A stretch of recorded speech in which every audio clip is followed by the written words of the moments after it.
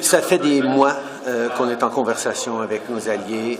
On en a beaucoup parlé il y a plusieurs mois, au mois de juin, au G7 à Cornwall.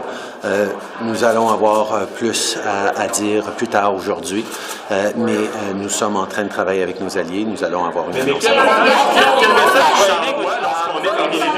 For the past many months, we've been talking about our approach with allies around the world. We know that on issues like this, it is important to make sure that we are working with our allies and aligned with our allies.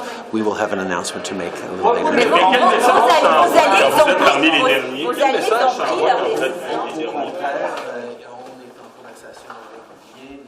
Ils ont décidé déjà, M. Trudeau, alors je comprends pas, vous parlez à qui encore? Ils ont déjà pris leur décision, les Britanniques, les Américains? Oui, alors, vous parlez à qui? Il y a deux de nos alliés qui ont annoncé leur décision. Nous, on en parle avec eux et avec tout le monde depuis des mois et des mois sur le positionnement par rapport aux Olympiques. On va avoir une annonce à faire un peu plus tard aujourd'hui, mais c'est clair que c'est important d'être avec des alliés en partenariat dans le monde quand on a une approche. What would it accomplish? Une décision sur Huawei est imminente. Ça va se venir avant Noël? Écoutez, on a toujours été très, très clair. Moi, je l'ai dit souvent, c'est une des décisions les plus importantes, je pense, qu'on doit prendre, compte tenu qu'on sait que l'infrastructure des télécommunications va avoir un impact sur plusieurs générations. Hein. On parle du 5G qui s'en vient. Alors, moi, j'ai toujours dit, la question qui prime là-dedans, c'est l'enjeu de sécurité nationale. Je pense que les gens qui nous regardent veulent qu'on prenne la bonne décision. Et c'est ça qu'on est en train de faire présentement avec les services de sécurité pour être sûr qu'on prenne la bonne décision dans l'intérêt des Canadiens. Ben, le premier ministre s'est exprimé, vous savez, déjà il y a pendant la campagne en disant d'ici quelques semaines. Ça demeure l'échéancier que le premier ministre s'est donné pour qu'on rende une décision là-dessus. Mais je pense que les gens ont compris aussi que dans un contexte comme celui-là, ce qui est important, c'est pas nécessairement la vitesse, mais c'est de prendre la bonne décision. C'est clair qu'on travaille avec les agences, on travaille avec nos partenaires là-dessus, et quand la décision sera rendue, bien, vous serez bien évidemment informés, mais pour l'instant...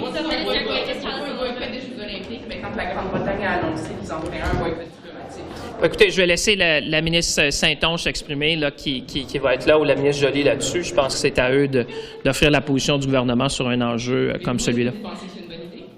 Écoutez, oui, j'ai été ministre des Affaires étrangères. Ben, écoutez, c'est toujours intéressant d'abord de voir comment on peut consulter aussi les partenaires. Moi, j'ai toujours été de ceux, quand j'étais ministre des Affaires étrangères, avant de dire c'est important que la communauté internationale travaille ensemble, se coordonne sur ces grands enjeux-là, parce que c'est comme ça qu'on peut avoir l'impact voulu. Moi, j'ai toujours pensé que quand on a fait, vous savez, la déclaration sur la détention arbitraire, c'était la même chose. Quand on a rassemblé 60 pays, bien, je pense que ça envoie un message fort. Mais sur cette question-là précise, je vais laisser mes collègues là, s'exprimer.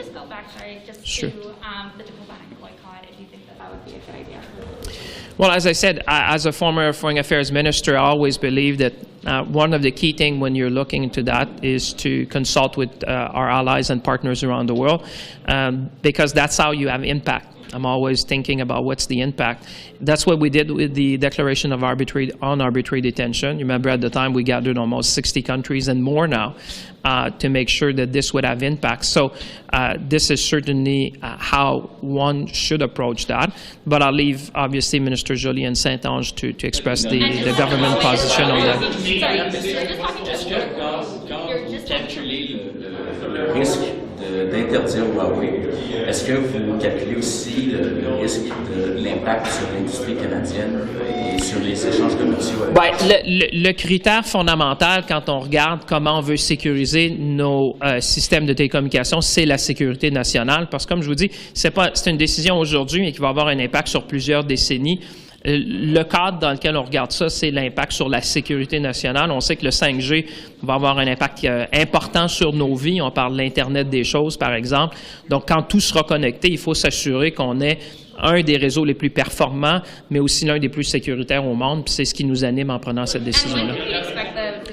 Well, the Prime Minister was, mentioned it during the campaign. He was talking about a few weeks, and that's what we're working with our agencies and our partners around the world. And are you concerned about any kind of blowback from China if we decide not to go with Huawei? oh, listen, I'm taking decision as a sovereign nation on behalf of the Canadians, and I think national security is the principle you need to apply in these important decisions. Merci tout le monde. À tantôt. Vous souhaitez un boycott diplomatique du Canada? Les Jeux de Pékin, pensez-vous que c'est le temps de l'annoncer?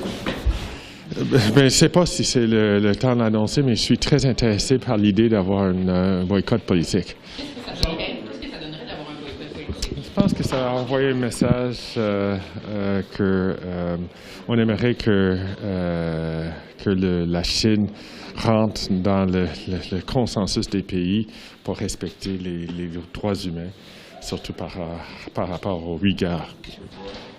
Bonjour, M. Boissonneau. Souhaitez-vous un boycottage diplomatique des Jeux de Pékin, vous personnellement? Bien, ça, c'est une question que Mme Joly et ministre Saint-Onge nous sommes en train de discuter et c'est une question que notre gouvernement va discuter. Merci.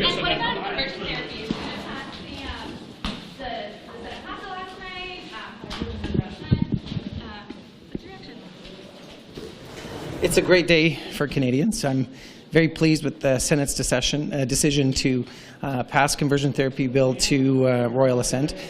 We have to get to the point in this country where LGBTQ2 issues are simply not political footballs anymore, and I've said that before. I'll keep saying it until the time when these issues are human rights issues and everybody is allowed to grow up to be who they're meant to be, and that they're awesome and beautiful and wonderful who they are. Et donc, en France, je peux dire, je donne chapeau aux sénateurs, au Sénat, d'avoir passé le projet de loi sur bannir la thérapie de conversion pour la sermentation royale. C'est important pour les Canadiens, c'est important pour les survivants, et c'est important pour tout le monde LGBTQ2 pour savoir qu'ils vont être protégés par la loi. Êtes-vous soulagé qu'il n'y ait pas une nouvelle ronde de témoignages? Oui, absolument. C'était vraiment difficile pour les survivants, comme on a vu la dernière fois. Pour tous les survivants de répondre à toutes ces questions difficiles sur leur identité personnelle. Et pour moi, je félicite les sénateurs et le Sénat d'avoir pris cette décision. Merci. Je crois qu'on pense que la décision n'est pas encore prise pour les Jeux de Pékin, mais là, il y a de plus en plus d'alliés. Pardon. Désolée, je vais juste essuyer ma petite guedille sur le nez. Bon, c'est toujours important. Bon, oui, Raymond. Une décision. Qu'attend le Canada pour trancher? Nous aurons l'occasion d'annoncer notre décision très bientôt. Quand? Aujourd'hui? Très bientôt. Pour ce qui est de l'ambassadeur. Quand vous dites que vous parlez à vos alliés, c'est parce qu'il ne reste plus grand allié à qui parler, là. Ils ont... C'est faux. Vous savez, il y a plus d'une centaine. Les Britanniques, les Américains. Encore ce matin, j'étais au téléphone avec plusieurs différents ministres des Affaires étrangères en contact. Donc, je vais continuer de toute façon les contacts parce que c'est important, de façon générale, qu'on puisse avoir un plus grand nombre de pays qui participent. Décision très bientôt. Qu'est-ce que ça donnerait d'avoir un boycott diplomatique des Jeux olympiques? Au final, là, le plus important pour le Canada présentement, c'est qu'on envoie un message très clair au gouvernement chinois concernant le fait que nous sommes préoccupés par rapport à la situation qui prévaut au Xinjiang en matière de droits de la personne. Toutes nos actions en matière de protection des droits humains en relation avec la Chine présentement, se sont liées aux préoccupations que nous avons par rapport au Xinjiang.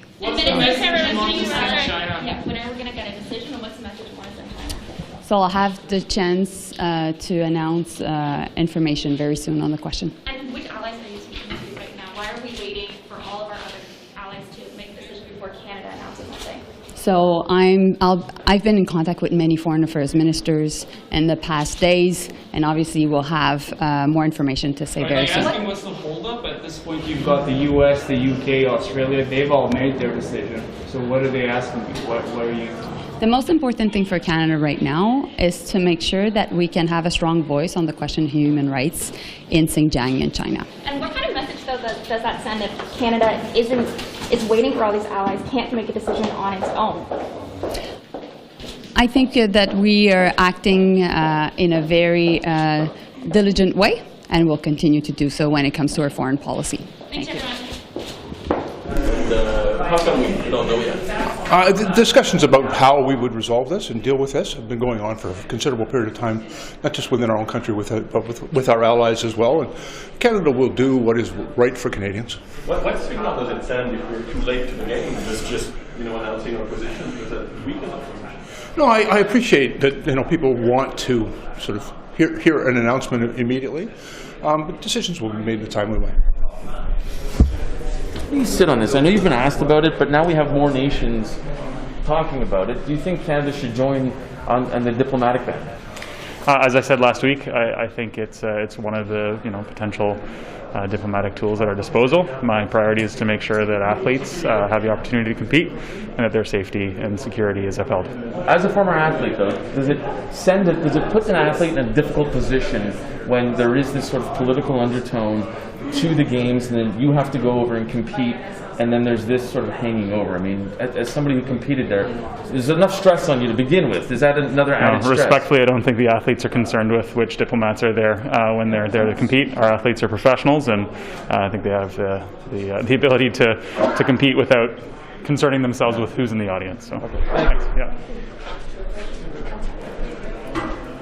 Mr. Anand, sorry, can I ask you about Mr. Edmondson's the charges against him that were announced yesterday? I just want to get your reaction to it and how you feel about it, and what kind of message it sends to victims. Well, as you can appreciate, in individual cases, I can't comment on those individual cases, so I'll have to leave it at that. Okay. Well, what does it tell you about the extent of another, high-level official like that? I have come into this role with the determination to address issues relating to accountability and culture in the Canadian Armed Forces, and that's what I'm doing every single day. Merci beaucoup. Bonjour. You're saying it's going to take 2 years to get those 40,000 Afghans into Canada. Why is it going to take that long? Sorry, you're trying to sneak by? Yeah, sure. Look, there's a number of reasons that you can't bring 40,000 people overnight from Afghanistan to Canada. Now, it depends very much which group we're talking about. Certainly. There's certain people you clear the way for, right? It's a small guy. Did I ever pick the wrong place to stand here? Do you guys mind if I stand just take a step this way? So there's a number of different reasons depending on which group you're talking about.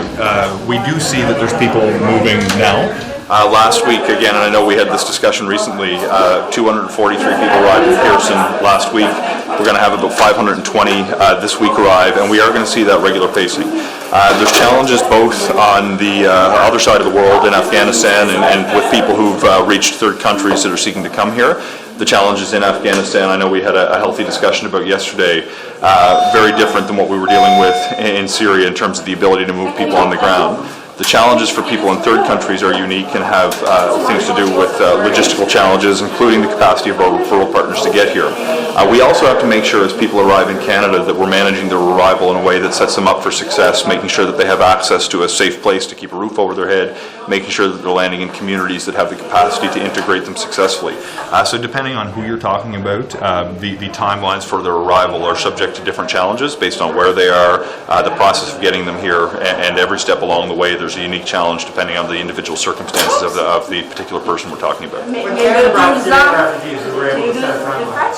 C'est difficile pour moi. 2 years. Is it a hard target? It's a prediction? Can you just describe what the 2 years is? I haven't read this how it speaks yet. So. Sure. Look, right now, this is an estimate of the timelines that we're dealing with. To the extent that we have the ability to move anybody faster than what's predicted now, we're going to do it as quickly as is humanly possible. But we need to insist on certain measures to protect the integrity of the process of getting people here safely, including using our referral partners in the region, including adequate security screening, including making sure that we set people up for success when they arrive. Now, I want to be clear that when we talk about a timeline of that length, there are people who are here now and people that are arriving now on a regular basis. I expect that's going to continue in the weeks and months ahead, so I don't want to suggest for the moment that no one will get here on that timeline. Certainly people will be arriving this week, and I expect that trend to continue in the short period of time ahead. When this government brought in Syrian refugees, you were able to do it quite quickly compared to this. I'm wondering why you're struggling to set a timeline for this evacuation compared with Syrian refugees. This is a really important question. And I think it's a natural corollary that Canadians are going to make given the success of the resettlement of Syrian refugees. The situation in Syria is nothing like the situation in Afghanistan, and Canadians need to appreciate this. In Syria, the Canadian effort upon our forming government after the 2015 election had people who had reached third countries 3 years into a civil war. We're now 3 months from the fall of Kabul. The disadvantages in Afghanistan compared to Syria are great in number and extraordinary in scale. When I look at some of the challenges in Syria, or in Afghanistan compared to Syria, in Syria we had a centrally managed effort that was run by the UNHCR. We had people in refugee camps in safe countries in large numbers, by the tens or hundreds of thousands. We had access to an airstrip. Though it was not an easy effort, we were able to send airplanes, get people who'd been referred, screened for security, and brought here in a relatively short period of time. In Afghanistan, none of those advantages exist, and I can't stress this enough. We are dealing with a territory that the Taliban has seized control of. They are a listed terrorist entity under Canadian law. They don't want to help the government of Canada, and even if they wanted to, I really don't think that they'd be very good at it. We're dealing with people who don't know how to operate logistics. They don't know how to govern. They don't know how to run an airport. We don't have people on the ground who are able to refer refugees into our program. At every single step of the way, there are immense challenges that simply were not present in Syria. So the idea that we can bring people here by sending airplanes to Kabul is simply not the case. I don't want to diminish the success of the effort in Syria or the enormity of that challenge, but this is a whole new ballgame. But our commitment hasn't wavered. It's going to take a little bit of time to get things right, but we are going to make good on our commitment to bring 40,000 Afghan refugees to Canada. What you're describing is that the government was really unprepared and had not put measures and help in place for the months leading up to the fall of Kabul, and so that really left people stranded there.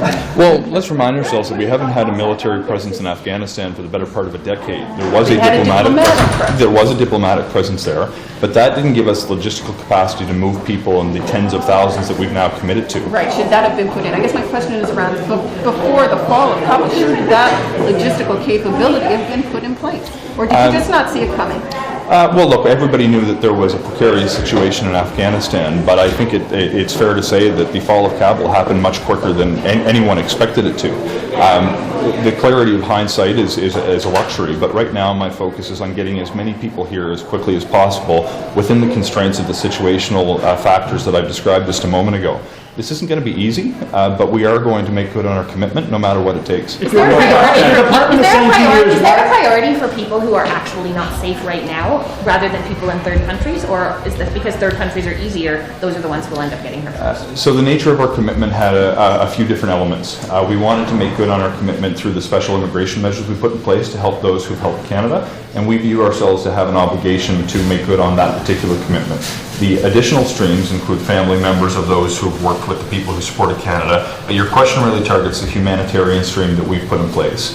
One of the reasons that we insist on using referral partners to get people here is they're able to actually assess people's vulnerability. We do want to help some of the categories that we listed, whether it's human rights defenders, whether it's LGBTQ community members, or some of the other groups that we've committed to bringing here because they're particularly vulnerable.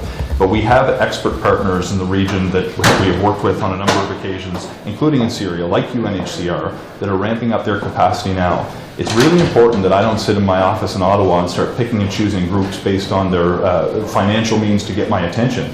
We have to make sure that the process has integrity, so we're helping the people who need help and not the people that are convenient for us to just chalk up a number to hang in the window. If your department's been saying 2 years now, why have you been so reluctant to say put any kind of time frame? You know what? It's a tough thing. Everybody who's in a dangerous situation overseas right now is watching very close what I say because of the ambition that Canada has made public. I want to be very careful to not create a timeline that we don't have absolute accuracy in. If people can get here more quickly, we'll get them here more quickly. If there are certain challenges that we need to solve before we can say, you individual who wants to be in Canada and might be eligible, I don't want to explain to them that it's just a simple matter of time and we're going to get you here. When we have serious obstacles to overcome, the enormity of this challenge is beyond anything I could have imagined before I sat in the chair that I now sit in. And I want to make sure that we're honest and transparent with folks every step of the way. And it might mean that there may not be razor-sharp clarity in detail every step of the way, and I think it's incumbent on me to be honest about that. Just ask you about this. Folks, I do have to run. I'm so sorry, and we can do this again sometime soon. But look, thank you so much.